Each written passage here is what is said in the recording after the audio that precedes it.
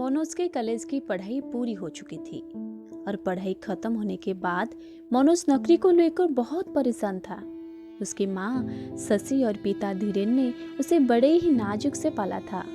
उसके पिता का देहांत हो चुका था और घर के जिम्मेदारियां उसके ऊपर आ गई।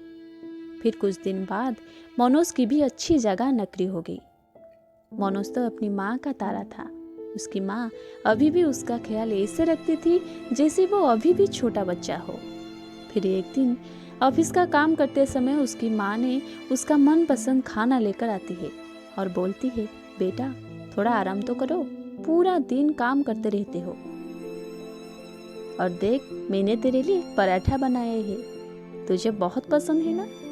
मनोज चिड़चिड़ होकर बोला, क्या माँ, देख नहीं रही हो, ऑफिस का जरूरी काम कर रहा हूँ, जब देखो मुझे परेशान करते रहती हो। फिर माँ की आंखों में आंसू आ जाते हैं। वो देखती है कि अब मनोज उसे सही तरीके से बात नहीं करता, लेकिन वो अपने दोस्तों से तो खूब हंसकर बात करता है, पर अपनी माँ के लिए उसके पास कभी समय नहीं होता। फिर एक दिन शशि ने सुबह सुबह खाना टेबल पर लगा देती है और फिर वो मनोज का आने का इंतजार करता है। जब मनोज आता है तो बोलती है, आज तो मेरा बेटा मुझसे बहुत खुश हो जाएगा। मनोज घर आता है और माँ से कहता है, माँ मैं खाना नहीं खाऊंगा, मैं बाहर से खा कर आया हूँ। शशि को बहुत बुरा लगता है। फिर एक दिन रविवार का दिन था। मनोज तो हर वक्त अपने फोन और लैपटॉप में लगा रहता था। उसकी माँ आकर उसे बोलती है, बेटा तुझे पता है कि माँ का कर्ज कोई नहीं उतार सकता। अब इसी बातों को लेकर दोनों में बहस हो गई। फिर मनोज ने बोला, माँ आपको क्या चाहिए, सोना चांदी या और कुछ। फिर शशि ने बोला, बेटा ये माँ का कर्ज है, ये सब तो कुछ भी नहीं है, और अगर तू मेरा कर्ज उतारना चाहता है तो कल तू पूरा दिन मेरे साथ रहकर दिखा। मनोज सोचता है कि एक ही तो दिन है और वो अगले दिन घर पर ही रहता है। मनोज सुबह सुबह उठता है तो देखता है घर बिखरा हुआ है और सुबह का नाश्ता भी नहीं बना, और वो गुस्से हुए अपनी माँ के कमरे में जाता है और बोलता है कि माँ, ये घर की क्या हालत बना रखा है और आप अभी तक उठी नहीं। फिर माँ ने बोला, बेटा आज मेरी तबीयत ठीक नहीं है, आज तुझे ही सब कुछ करना होगा। अब मनोज क्या बोलता, उसे कल की बात भी याद थी। फिर बात करते करते माँ ने बोला, बेटा मुझे बहुत भूख लगी है, कुछ खाने के लिए बना के लाओ। फिर मनोज पहली बार खाना बनाता है और बोलता है, यहाँ कितने गर्म है। और फिर मनोज अपने माँ के लिए खाना ले जाता है। उसकी माँ थोड़ा खाती है और बाकी खाना नीचे गिरा देती है। मनोज को सब साफ करना पड़ता है। ऐसे ही पूरे दिन बीत जाता है और मनोज भी घर के काम से बहुत थक जाता है।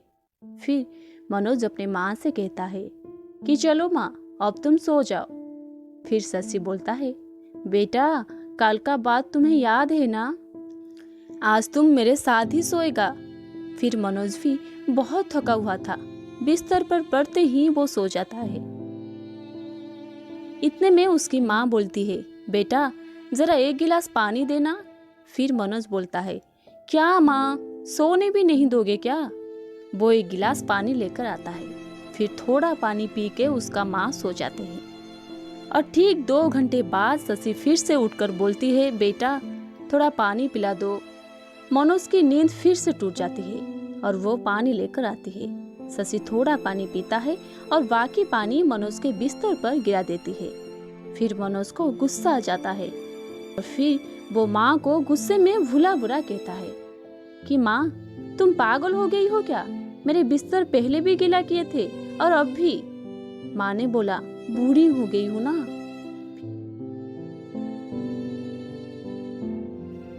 फिर 1 घंटे के बाद फिर से शशि ने चिल्लाते हुए बोला, बेटा थोड़ा पानी पिला दो। इस बार मनोज का गुस्सा बहुत ज्यादा बढ़ गई और चिल्लाते हुए बोला, भाड़ में गई तुम्हारा कर्ज, मैं जा रही हूँ मेरे कमरे में सोने। ये सुनते ही माँ ने बेटे से कहा, बेटे तुम तो मेरा कर्ज उतारने चले थे। तुम एक ही दिन मेरे साथ सोए और मैं सिर्फ 2 बार तुम्हारा बिस्तर गीला कर दिया तो तुम भाग रहे हो यहाँ से। तुमने तो 5 साल तक मेरा बिस्तर गीला किया। मैंने तो तुम्हारा बिस्तर साफ पानी से ही गीला किया था। लेकिन जब तुम छोटे थे तुम तो रोजाना ही अपने पेशाब से मेरे बिस्तर गीला कर देते थे। मैं तो सारी रात तुम्हारी गंदगी में सोती थी, लेकिन फिर भी मेरा प्यार कभी तुम्हारे लिए कम नहीं हुआ। मैंने तो सिर्फ तुम्हें 2 बार पानी मांगा और तुम्हें इतना गुस्सा आया।